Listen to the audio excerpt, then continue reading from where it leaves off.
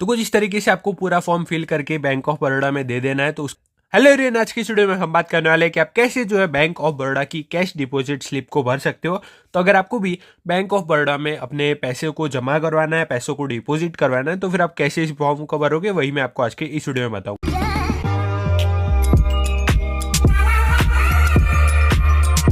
देखो, इसके लिए आपको क्या करना होगा। इसके लिए आपको सबसे पहले तो देखो, फॉर्म इतना बड़ा होगा और अगर आपको ये जो फॉर्म है इसे हिंदी में भरना होगा तो आप पीछे की तरफ आप देख सकते हो, यहाँ पर हिंदी में लिखा होगा। और अगर आपको यही फॉर्म इंग्लिश में भरना होगा तो आगे की तरफ इंग्लिश में लिखा होगा। तो आपको जो भी जिस भी लैंग्वेज में भरना होगा उस हिसाब से आप जो है इसे ओपन कर सकते हो। अब आपको यहाँ पर क्या करना है, देखो अभी हम सबसे पहले तो यहाँ पर आ जाते हैं। सबसे लेफ्ट साइड में अगर आप आओगे तो यहाँ पर आपको दिखाई देगा, ये आप देख सकते हो कॉमन डिपॉजिट स्लिप और ये सब कुछ लिखा होगा। अब आपको यहाँ पर क्या करना है, अभी आपको यहाँ पर सबसे पहले तो दिखाई देगी डेट। तो आपको यहाँ पर क्या करना है, आपको सबसे पहले तो यहाँ पर जो भी आज की डेट होगी वो डेट को यहाँ पर एंटर कर देना है। अब जैसे आप आज की डेट लिख दोगे, डेट लिखने के बाद आपको यहाँ पर दिखाई देगा डिपॉजिटेड इन ब्रांच। तो अब आपको जो जिस भी ब्रांच में आप पैसों को डिपॉजिट करवाने वाले हो उस ब्रांच का नेम लिखना है। तो बैंक ऑफ बड़ौदा की जो ब्रांच का नेम होगा वो आपको यहाँ पर लिख देना है। फिलहाल के लिए मैं सिर्फ ब्रांच लिख रहा हूँ, लेकिन आपको प्रॉपरली ब्रांच का नेम लिखना है। अब आपको यहाँ पर नीचे की तरफ दिखाई देगा माई अकाउंट इज विथ। तो अभी आपको यहाँ पर क्या करना है, आपका अकाउंट कौन से ब्रांच में है, आपका जिस भी ब्रांच में अकाउंट होगा उस ब्रांच का नेम लिख देना है। जो भी आपकी बैंक ऑफ बड़ौदा की ब्रांच होगी उसका नेम लिखना है। मैं फिलहाल के लिए अगेन सिर्फ ब्रांच लिख रहा हूँ, लेकिन आपको प्रॉपरली नेम लिखना है। उसके नीचे की तरफ आपको यहाँ पर दिखाई देगा फुल नेम। तो अभी आपको यहाँ पर क्या करना है, आपका अपना खुद का जो फुल नेम होगा वो आपको यहाँ पर लिख देना है। अब जैसे ही आप अपना नेम लिखते हो तो उसके नीचे की तरफ आपको यहाँ पर दिखाई देगा अकाउंट नंबर। तो आपको यहाँ पर क्या करना है, आपने जिस भी अकाउंट में पैसों को जमा करवाना है ना, उस अकाउंट का नंबर आपको यहाँ पर लिख देना है। और नंबर आपको ऐसा लिखना है कि एक एक डिजिट जो है ना वो एक एक बॉक्सेस में आना चाहिए। तो कुछ इस तरीके से आपको यहाँ पर जो है आपका अकाउंट नंबर लिख देना है। अभी यहाँ पर मैंने फिलहाल के लिए 1 2 3 4 लिखा है, लेकिन आपको प्रॉपरली अपना अकाउंट नंबर लिखना है। उसके नीचे की तरफ आपको यहाँ पर दिखाई देगा वर्चुअल अकाउंट नंबर। तो इसे आपको नहीं, अगर आप नहीं लिखोगे तो भी चलेगा। नीचे की तरफ आपको दिखाई देगा होगा टाइप ऑफ अकाउंट। तो अब यहाँ पर आपको क्या करना है कि आपका अकाउंट सेविंग्स अकाउंट है या फिर करंट अकाउंट है, वो आपको लिखना है। तो अभी हमारा जो अकाउंट है वो है सेविंग्स अकाउंट। तो आपको यहाँ पर कुछ इस तरीके से सेविंग्स अकाउंट लिख देना है। नीचे की तरफ आपको यहाँ पर दिखाई देगा पर्टिकुलर्स। तो अब यहाँ पर आपको क्या करना है कि देखो, अगर आप जो है चेक से पैसे जमा करवाने वाले हो तो फिर आपको यहाँ पर चेक का नंबर लिखना होगा। लेकिन अगर आप कैश लाए हो तो फिर आपको यहाँ पर कुछ नहीं लिखना है। यहाँ पर आपको बस कैश लिख देना होगा। यहाँ पर कुछ इस तरीके से कैश नहीं लिखोगे तो भी चलेगा। यहाँ पर आपको क्या करना है, अमाउंट लिखनी है। सपोज अगर हमें यहाँ पर आज 3,000 रुपये जमा करवाने अपने बैंक ऑफ बड़ौदा के अकाउंट में, तो फिर हमें क्या करेंगे, यहाँ पर हम 3,000 रुपीज़ लिख देंगे कुछ इस तरीके से। और अब आपको यहाँ पर इन सभी को कट करना है और फाइनली आपको यहाँ पर जो है 3,000 कुछ इस तरीके से लिख देना है। अब आपको यहाँ पर नीचे की तरफ क्या करना है, टोटल अमाउंट इन वर्ड्स। तो अब आपको यहाँ पर क्या करना है, अगर आप 3,000 रुपये जमा करवा रहे हो तो फिर आपको यहाँ पर वर्ड्स में लिखना है।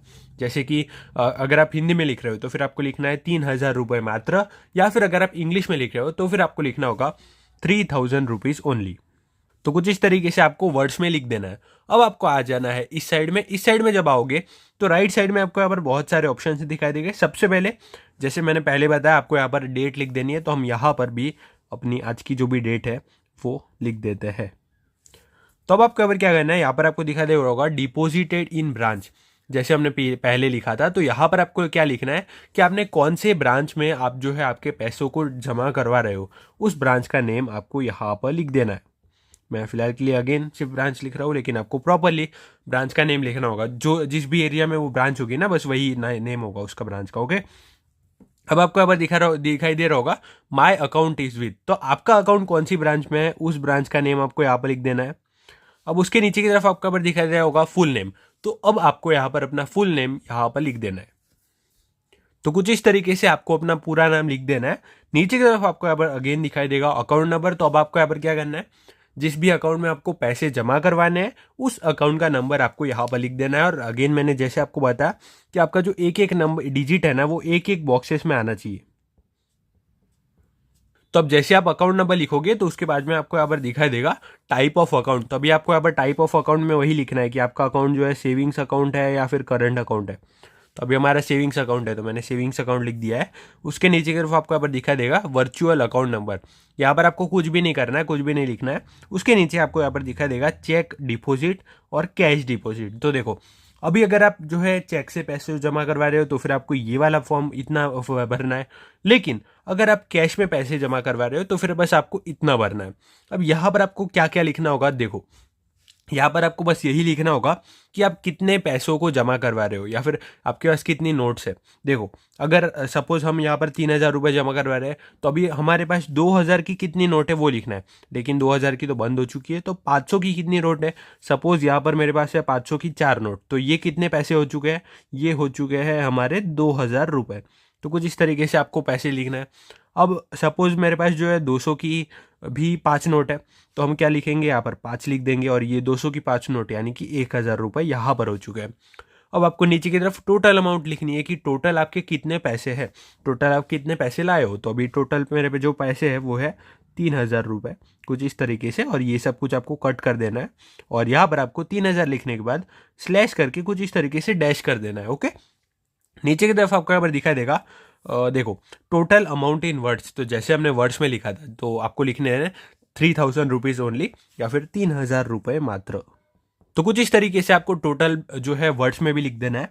उसके नीचे की तरफ आपको दिखाई देगा पैन कार्ड, तो अभी आपको पैन नंबर लिखना होगा अगर आप जो है 50,000 से ऊपर की अमाउंट को जमा करवा रहे हो, लेकिन हम तो 3,000 ही करवा रहे हैं तो यहाँ पर हमें पैन नंबर लिखने की कोई ज़रूरत नहीं है। नीचे की तरफ आपको यहाँ पर दिखाई देगा आपका मोबाइल नंबर और सोर्स, सोर्स में कुछ नहीं लिखना है। मोबाइल नंबर भी अगर आपको लिखना है तो आप लिख सकते हो, नहीं लिखोगे तो भी चलेगा। नीचे की तरफ है पर्पस फॉर द पेमेंट, ये भी लिखना होगा तो लिख सकते हो, ये सब कुछ ऑप्शनल रहता है, वैसे बता दूं मैं आपको, लिखना होगा तो लिख सकते हो। नीचे की तरफ है फॉर ऑफिस यूज, तो ये सब कुछ जो है ना इसमें आपको कुछ भी नहीं करना, ये जो आपके बैंक वाले होंगे ना वही सब कुछ फिल कर देंगे। अब यहाँ पर आपको दिखाई दे रहा होगा साइन ऑफ द डिपोजिटर, तो अब आपको यहाँ पर आपकी साइन कर देनी है या फिर जो भी पैसे जमा करवा रहे हैं ना उसकी साइन करनी है। ओके, और ऐसा होता है कि देखो अगर सपोज आपका ही अकाउंट नंबर ये सब कुछ है और आपको अपने खुद के अकाउंट में पैसे जमा करवाने तो फिर आपको खुद की साइन करनी होगी, लेकिन आप किसी दूसरे के अकाउंट में पैसे जमा करवाने को आए होगे तो आपको अपनी खुद की साइन यहाँ पर करनी होगी और ये जो अकाउंट नंबर है वो सब कुछ आपको दूसरे का देना पड़ेगा। ओके, अब आपको पर दिखा देगा नेम ऑफ डिपोजिटर, तो जो भी डिपोजिट कर रहा है ना उसका नेम अब आपको यहाँ पर लिखना है और जो भी जिसका भी अकाउंट होगा उसका नेम आपने ऊपर लिखा ही होगा।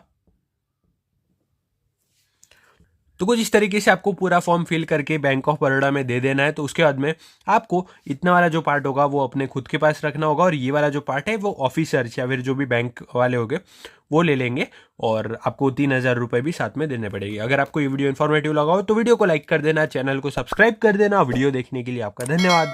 Thank you so much.